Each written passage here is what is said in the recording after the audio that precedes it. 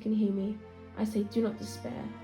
The misery that is now upon us, but the passing of greed, the bitterness of men who fear the way of human progress, the hate of men will pass, and dictators will die, and the power they took from the people will return to the people. And so as long as men die, liberty will never perish. Hello, Neil and Buzz. I'm talking to you by telephone from the Oval Room at the White House. And this certainly has to be the most historic telephone call ever made. I just can't tell you how proud we all are of what you've done. For one priceless moment in the whole history of man, all the people on this earth are truly one. We shall defend our island, whatever the cost may be. We shall fight on the beaches. We shall fight on the landing grounds. We shall fight in the fields and in the streets. We shall fight in the hills. We shall never surrender. It is with passion, courage of conviction, and a strong sense of self that we take our next steps into the world, remembering that first impressions are not always correct.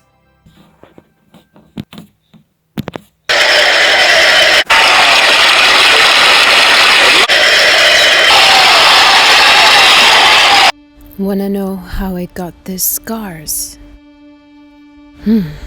My father was a drinker and a fiend. One night, he goes off crazier than usual. Mommy gets the kitchen knife to defend herself. He doesn't like that. Not one bit. So, me watching, he takes the knife to her, laughing while he does it.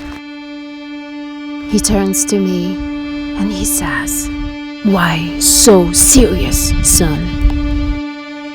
Comes at me with a knife. "Why so serious, son?" He sticks the blade in my mouth.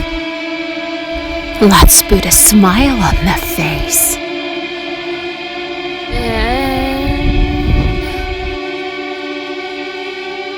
Why so serious?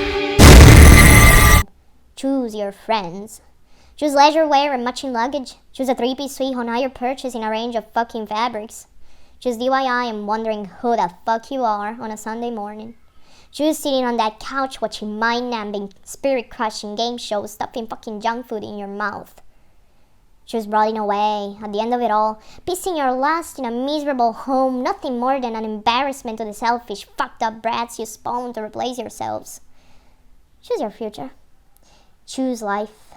All I have in common with the uncontrollable and the insane, the vicious and the evil, all the mayhem I have caused and my utter indifference toward it, I have now surpassed.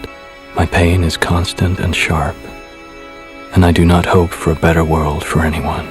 In fact, I want my pain to be inflicted on others. I want no one to escape.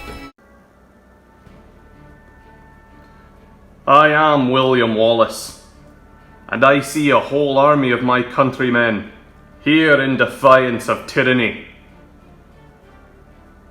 You have come to fight as free men, and free men you are.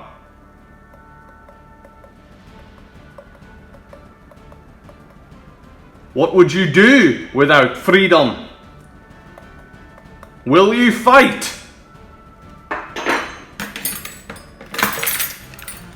Fight against that? No, we will run and we will live. Aye, fight and you may die. Run and you'll live for a while. And dying in your beds many years from now, would you be willing to trade all the days from this day to that one for one chance, just one single chance, to come back here and tell our enemies that they may take our lives, but they'll never take our freedom?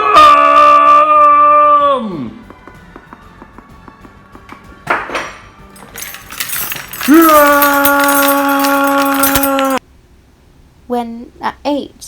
I was confused at being called bossy.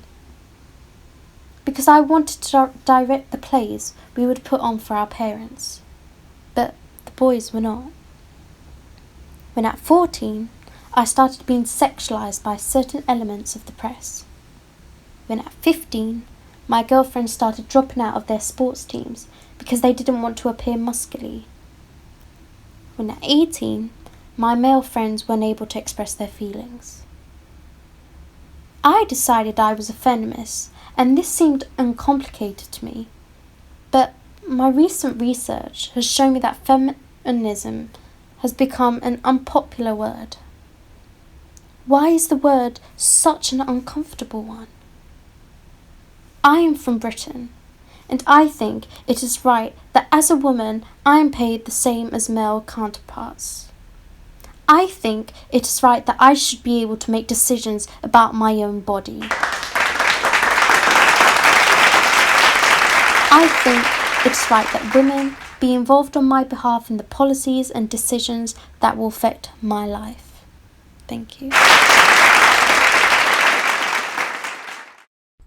Thank you very much, Deputy Speaker, and I rise to oppose the motion moved by the Leader of the Opposition, and in doing so, I say to the Leader of the Opposition, I will not be lectured about sexism and misogyny by this man, I will not. And the government will not be lectured about sexism and misogyny by this man. Not now, not ever. The Leader of the Opposition says that people who hold sexist views and who are misogynists are not appropriate for high office, while I hope the Leader of the Opposition has got a piece of paper and he is writing out his resignation, because if he wants to know what misogyny looks like in modern Australia, he doesn't need a motion in the House of Representatives, he needs a mirror. I have a dream that one day this nation will rise up and live out the true meaning of its creed. We hold these truths to be self-evident that all men were created equal. I have a dream. On one day on the red hills of Georgia, the sons of former slaves and the son of former slave owners will be able to sit together in the table of brotherhood. I have a dream that one day, even the state of Mississippi, the state sweltering with hate, injustice, sweltering with the heat of oppression, will be transformed into an oasis of freedom and justice. I have a dream that little children will one day live in a nation where they will not be judged by the color of their skin, but by the content of their character.